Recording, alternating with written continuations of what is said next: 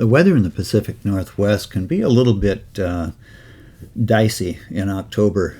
We had a couple of days at least of sunshine forecasted, so we decided to head up to the boat. I thought I'd show you guys where we sail and where we're going to visit in this video today. This area, you can see that giant red cursor I put together. This area is the San Juan Islands. Up here are the Gulf Islands, a little bit north and to the west. And at the south end of Vancouver Island, you can see the town of Victoria. What we're going to do is we sail around the U.S. islands for a day or two, come back. I think we spent the night in Anacortes right here.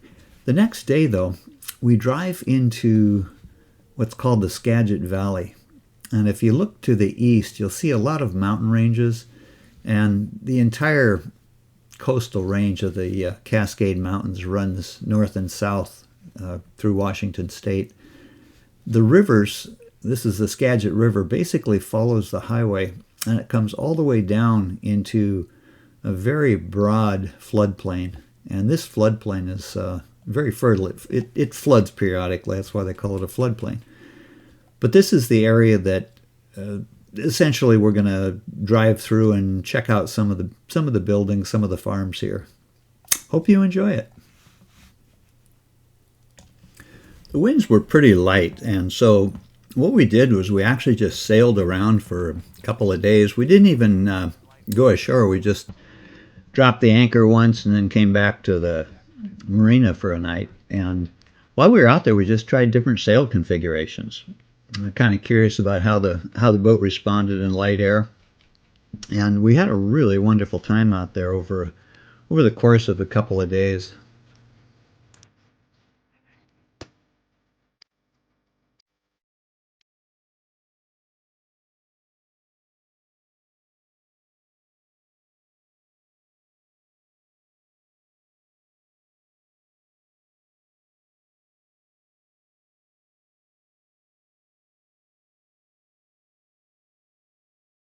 I was pretty impressed with our mainsail, which is, well, it's as old as the boat. It's the original mainsail, so we're talking about 28 years now. But it sailed beautifully, and while it is a little bit baggy and has a few patches with sail tape, it still does the job. It's a tall rig, so it's a little bit more power in our main than the standard Catalina 34.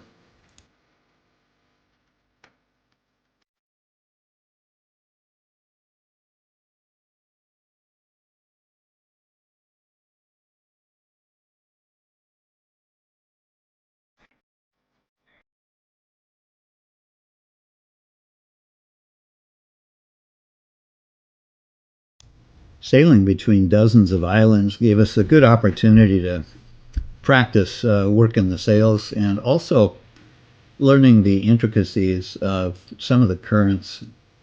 The islands have many currents that kind of defy logic sometimes. One channel will be ebbing at the same time a channel nearby will be flooding. It's great once you learn these currents because it really helps you get places.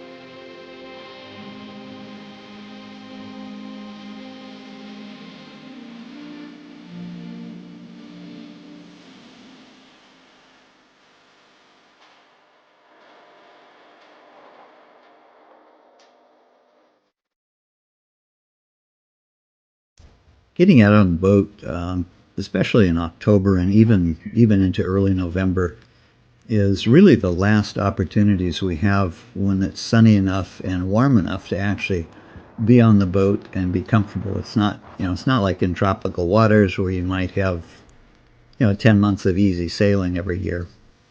Especially in the fall, we begin to see storms coming in off the Pacific.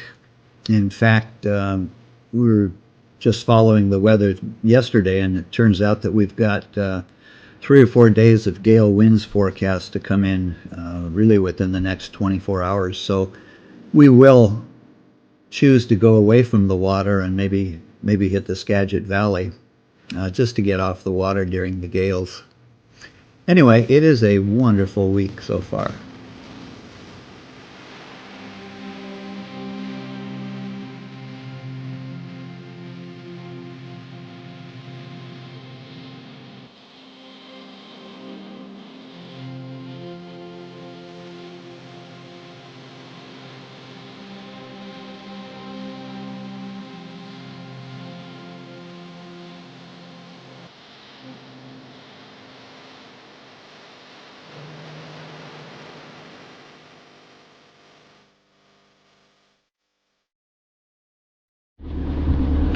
Well, been up to the boat for a few days here. Thought we had a big breakfast. We're gonna run around and do some local visits. We're gonna go to the, I think it's called Rosengard Tulip Farm, pick up some tulips. We're gonna grab some dahlias from a nursery we know of up here. It's going to be interesting. With gale force winds forecasted for the next several days, we headed south about 30 minutes to our first stop in the Skagit Valley, a place called Rosengard. Tulip farming really got going in Skagit Valley after World War II, when William Rosen came over from Holland and started growing tulips. Their family, in fact, had grown tulips in Holland for more than 6 generations. Rosengard is the largest tulip farm in western Washington. In fact, I believe it might be the largest tulip farm in the western United States. A little bit of Butch Art Garden. But they have 50 acres of tulips. Literally millions of bulbs are planted every year.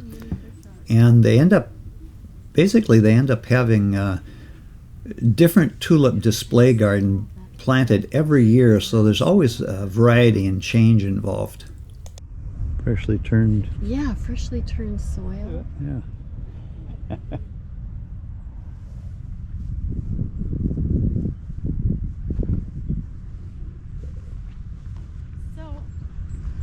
So you have a particular dahlia that you're after, right? Or no, is it? So what's that no, thing I'm you're just after? here. Oh, it's actually a fall bulb. Oh. It's like a grape hyacinth. Grape hyacinth, okay. I think. I'll know it when I see it. Did we build a less than exciting shed? Their shed that got windmill built into it.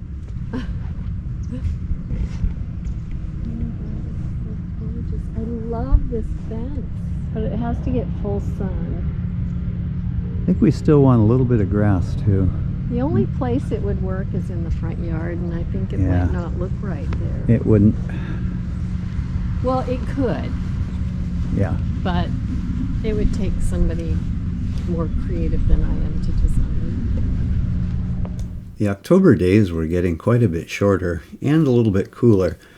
So we thought this would be a kind of a last opportunity this year to not only check out the Skagit Valley, but we decided to afterwards head up to Mount Rainier to see if we could still get up to sunrise. The weather being cooler, and later in the year sometimes they close the access to the mountains. Before heading south, we stopped at another nursery in the valley to check out their plants.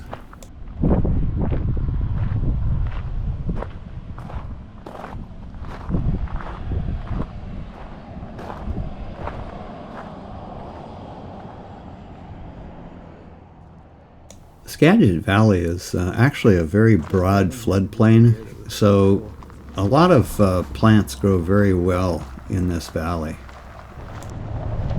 Build that down at the south end. Try and grow pumpkins? Put one of the boys in it. I don't think it would do what they're looking for.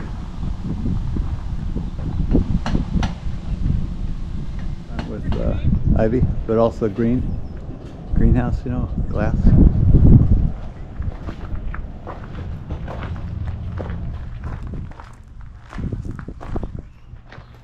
Because we have a shorter growing season in the Pacific Northwest, a greenhouse is really helpful in getting some of the plant starts.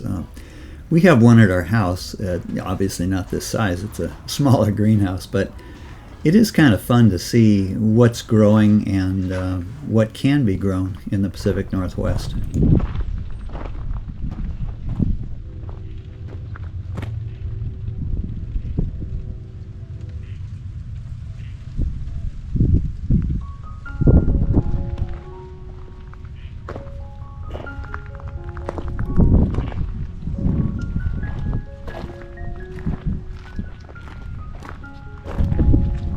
So, share the roses on the south end of the mound are English roses?